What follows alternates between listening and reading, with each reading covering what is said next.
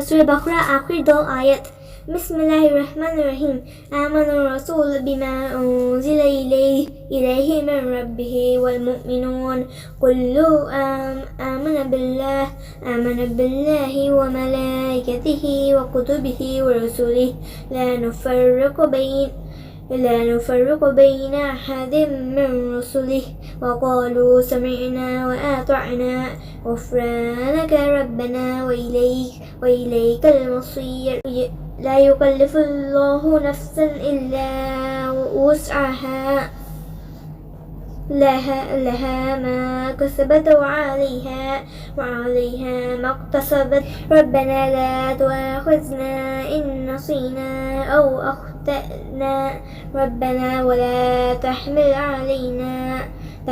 علينا إصرا كما حملته على الذين من قبلنا ربنا ولا تحملنا ما لا طاقة لنا به واعف عنا واغفر لنا وارحمنا أنت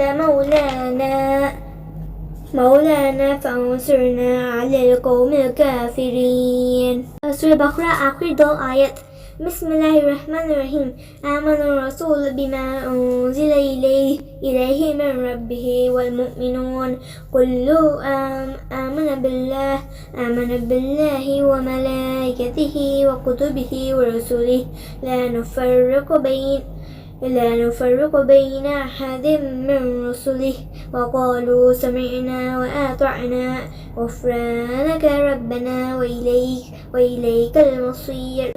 لا يكلف الله نفسا إلا وسعها لها ما كسبت وعليها ما اكتسبت. ربنا لا تؤاخذنا إن نسينا أو أخطأنا ربنا ولا تحمل